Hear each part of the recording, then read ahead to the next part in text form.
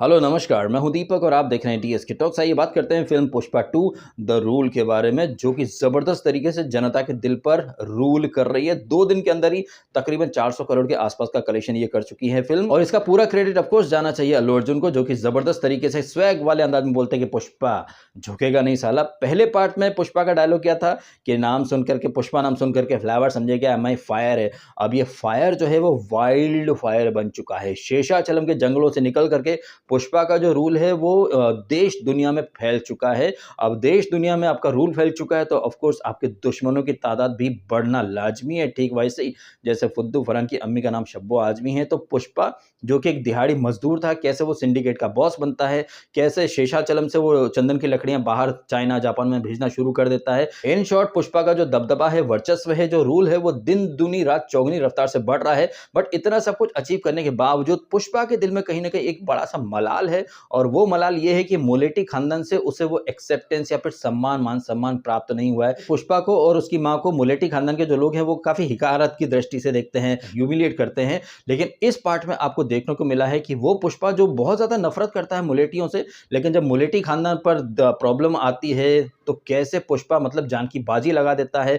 जिस अंदाज में क्लाइमैक्स की फाइट है, वो अपनी भतीजी को बचाने के लिए मतलब अकेला जाता है और मौत से आमना सामना करता है, वो भी तब जबकि ये जो विलन रहते हैं गुंडे, वो उसे साड़ी पहना देते हैं, हाथ पैर बांध देते हैं। इसके बावजूद पुष्पा अपनी भतीजी को बचाता है, मुलेटियों का दिल जीत लेता है। लेकिन जो फिल्म का क्लाइमैक्स है उसके बारे में ज्यादा मैं बोलूंगा नहीं, क्योंकि अगर आपने नहीं देखी है तो मजा खराब हो जाएगा, स्पॉइलर बन जाएगा। बट जो हिंट मिली है अगले पार्ट की, भाई जबरदस्त तरीके से वो हिंट दी है। Pushpa 3 the rampage rise rule. अब रैम्पेज क्या पता आने वाले टाइम में आपको एक अलग ही यूनिवर्स देखने को मिल जाए, जैसे कॉप यूनिवर्स है, स्पाई यूनिवर्स है, वैसे ही डायरेक्टर सुकुमार जो है वो पुष्पा यूनिवर्स ले आए, तो कोई आश्चर्य नहीं होना चाहिए किसी को। एनीवेज अब आ जाते हैं अल्लू अर्जुन के दमदार परफॉर्मेंस के ऊपर। अल्लू अर्जुन को देख करके लगता ही नहीं कि भैया एक्टिंग कर रहा है वो बंदा, मतलब ऐसा लगता है कि जी रहा है पुष्पा को। और जो इंटरवेल वाला जो सीन है जहां पर वो इंस्पेक्टर शेखावत उर्फ फाफा उर्फ फहद फाजिल को सॉरी बोलने जाता है, भाई क्या जबरदस्त एलिवेटेड सीन है। आपको लगता है कि पुष्पा हार गया, झुक गया, लेकिन नहीं।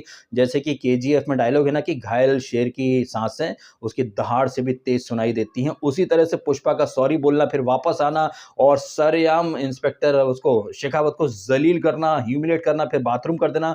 अरे भाई क्या जबरदस्त सीन है। इंटरवल का जो प्लॉट ट्विस्ट है, हमें देख करके लगता है भाई ये पिक्चर अब नेक्स्ट लेवल पर जाएगी, और कुछ हद तक ये पिक्चर जाती भी है। जिस तरह से चूहे बिल्ली का हमें खेल देखने को मिलता है, ये जो पुलिस है ये 2000 टन चंदन के पीछे, और कैसे 2000 टन चंदन की जो लकड़ियां हैं वो पुष्पा श्रीलंका पहुंचाता है, उन लकड़ियों को बॉर्डर क्रॉस करने से कैसे रोकता है ये इंस्पेक्टर, ये ताना बाना बहुत खूबसूरत है। लेकिन फिर बाद में रिश्तों की एक ऐसी खिचड़ी सी चढ़ा दी जाती है जो कहीं ना कहीं थोड़ा मजाक खराब करती है।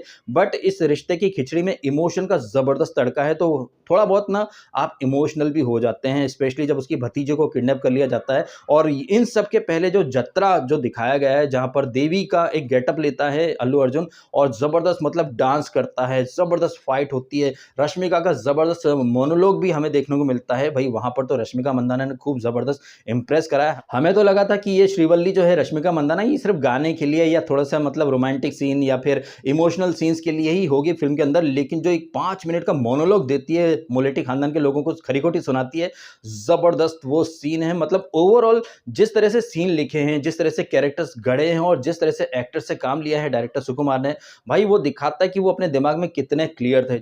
अब आप भी बताइएगा कमेंट करके आपके ओपिनियंस, अगर आपने ये फिल्म देख ली है तो आपको ये पिक्चर कैसी लगी, क्या आपकी उम्मीदों पर ये पिक्चर खरी उतरी। हाँ, एक चीज जो कि मैं बोलना भूल गया वो ये है कि भैया पहले पार्ट जैसा म्यूजिक तो नहीं है, कतई बोरिंग और क्रिंज गाने हैं। कोई भी गाना ऐसा है नहीं जो आपको याद रह पाए। वो जो आइटम डांस है वो कौन सा, थप्पड़ मारूंगी, मतलब वो भी कतई क्रिंज वाला लगा है। हालांकि डांस स्टेप काफी अच्छे हैं, काफी वायरल हो रहे हैं, लेकिन फिर भी इस फिल्म के म्यूजिक में वो दम, वो बात नहीं है जो कि पहले पार्ट के म्यूजिक और गाने वगैरह में थी। अब ये है मेरा रिव्यू इस फिल्म के बारे में।